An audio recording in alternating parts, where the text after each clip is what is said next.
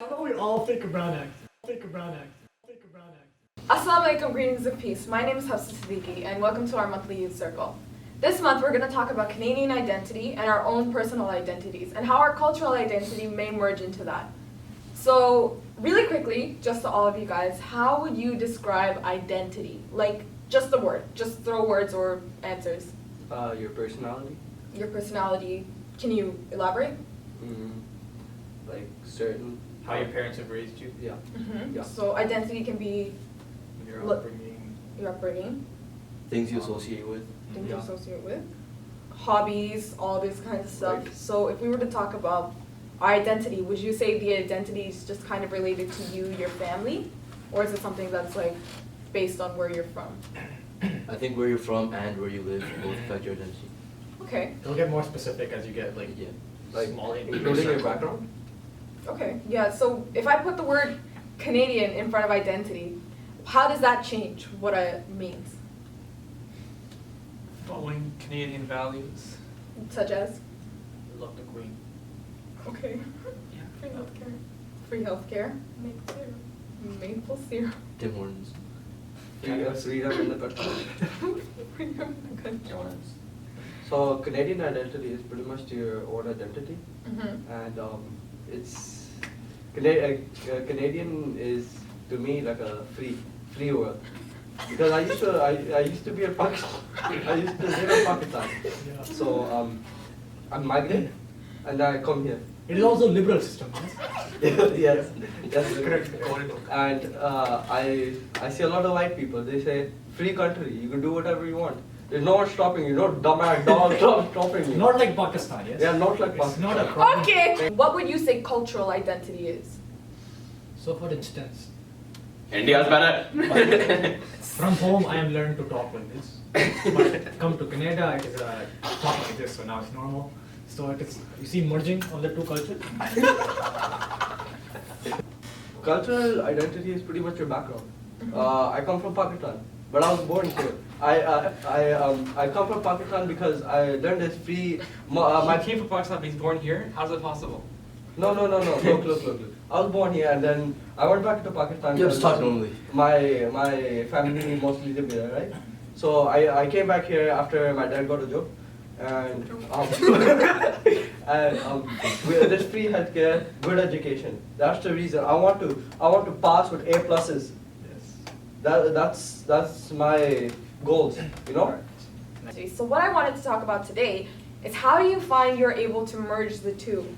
It is very difficult to manage two cultures at the same time, but if you think about, if you are a smart person, yes, you can try to take the best of both worlds. So it is like instantaneously you are becoming excelling in the two culture. Yo, come on, there you go, there you go. I'm laughing at it. Keep going. Oh, you're in other videos speaking completely normal. So do you guys find it difficult sometimes to honor your culture and also honor the culture of the land that you're living in now? Yeah.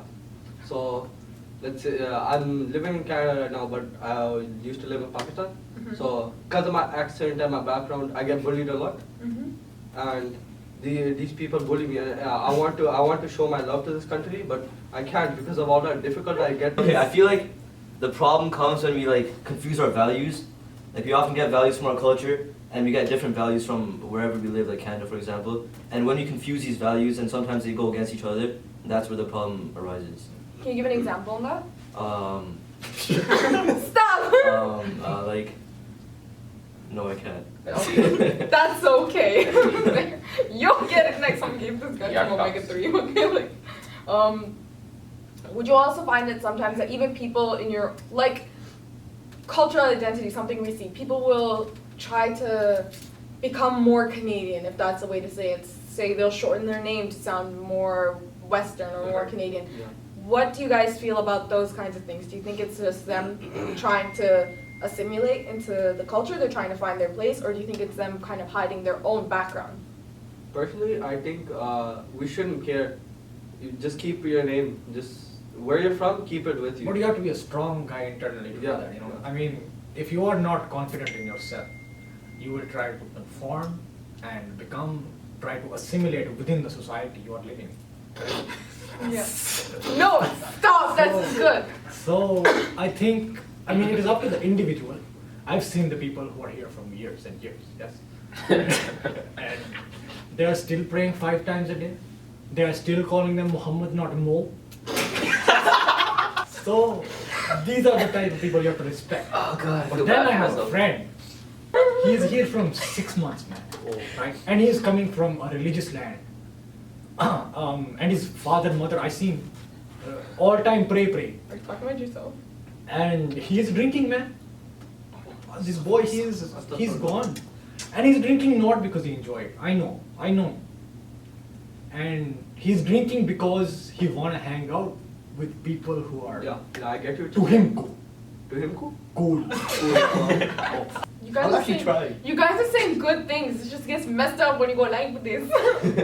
People are ashamed of their families. They're like, Well, I'm pretty proud of my Wait, family. no, let her like, finish. like, Man. if your parents are like brown and then they came from Pakistan, then people like, and if you go to them with a problem, then they're like, you don't know what's happening in Canada. Are you trying to say Let's that? just go to the next question. No, are you trying to say that? It's a really good point. I have a friend who didn't tell his parents when grad was because he didn't want his parents to come and see all his friends in high school. No, because sometimes people Oh, are like that's deep. ashamed of their family and background, so then that's why Muhammad becomes Mo and like Khalid And they say they're becomes Khalid. conveniencing white people, Mhm. like recruiters and stuff. Who They can't like pronounce change Muhammad. themselves to actually fit in with everybody else when you really shouldn't be doing that. You feel like your parents are gonna embarrass you, stuff like that. Yeah. In front of your friends, and you don't like that. And like if you have an issue, you don't tell them because for instance they're from like another country, not like a Western country, they wouldn't know. What are you thinking, sir? Please elaborate. I agree with you. You know, people often lose their culture because they want to look cool in front of people so that they can be respected in their point of view. But at the same time, it's hard to balance both in this day and age. So then the question is, where do you find the balance? Where do you say, I am Canadian, yes, but I respect my heritage as well, because they both go hand in hand? What is that balance, and what can we do to find that balance?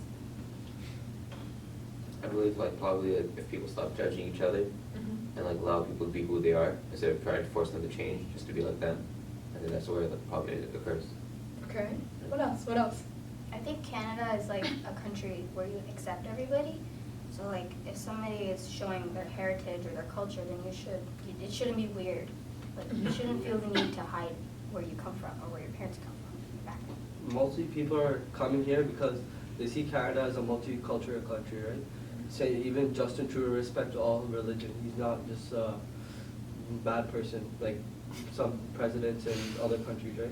Mhm. He respects Islam. Kind of segueing that, there are people who are, young people who are multicultural who they are confused as to which identity they want to take on. They're not, like I don't want to say like you're a different culture than your parents, but your culture, the way you experience it, is different than your parents because you're not from the same country. You've been in this country, you've experienced 2 cultures. And it's different from your peers because you haven't only experienced this. So can we talk a little about that? How multicultural youth might feel or experience culture differently? Like when people conform to the cultures here, it's understandable in a way. You know, they're stuck between 2 cultures. That's a challenge their parents didn't have to face because they've been in Pakistan all their lives. So I don't know a solution to that, but the problem's there. I think like as you grow, you start to get like some people might get ashamed of like their culture. Because I remember when I was like in kindergarten, my mom used to dress me up in traditional clothes for picture day, but now I go in like Western clothes, like t-shirts and stuff. I don't want people to look at me and then think that that girl's a brown girl. Like I don't want them to know for some reason. Could we have the thing where there's like, even among, just speaking on Pakistani community, even among Pakistani Indian community, like people who are from Pakistan and India in this country, they'll be like, oh, why are you acting like a fob? Or why are you acting like a brown person? It's like, even in our own community, there's that. It's like, I'm fluent in Urdu, somewhat, but I can speak Urdu. But if I speak it, or a lot of my friends will be like, why do you need to know that? You sound like a fob, like, well, why?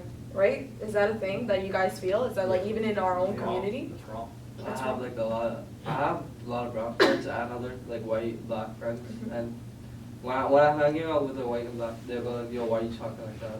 And when I'm with my brown, I can actually feel like I can express myself because they're all going through what I'm going through right now. Right? And that's why most of my friends are brown. So they're not the only ones. Like, it's a, like I can act like myself when I'm around them. I don't have to like hide it, and that's what I like. Yeah, and there's also this like stereotype that like expressing yourself when you're from India and Pakistan, it's like devalues you over conforming with what you're expected to be, and that stereotype is what often like challenges us, like Ibrahim was saying, and how he feels out of place when he's with his white and black friends, but he feels better when he's with brown people. So it's just because of the stereotypes. So I think if we somehow manage to like eliminate the stereotype or like feel comfortable expressing ourselves in ways that aren't accepted, which is the problem, I think, then it would be easier to have both cultures at once. Do you guys think that stereotypes in the media, they like really affect, especially like in cartoons from a young age? Do you think that's what kind of affects what you feel? No. I don't think so. The problem's more like, even our parents, you know, we're told to speak in English from a very young age. Like, why is that important, you know? It's like we're being told that, like, that's superior to Urdu. Yeah, but still, like, most of the languages are just like English, right? Like, if you It's speak understandable. another They rule the language, world. yeah, They rule the world. English is the main language. So if you do know English, you'll be able to communicate with others. Unlike if you were to learn like Japanese or Urdu, right, you wouldn't be able to communicate with others that well as English, because English is one of the most basic languages to learn, right?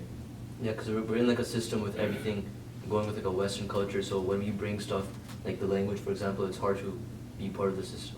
Yeah, but there's like nothing really wrong with it. Like Yeah, there's nothing wrong with it's it. actually a very I mean, I because think it's nice.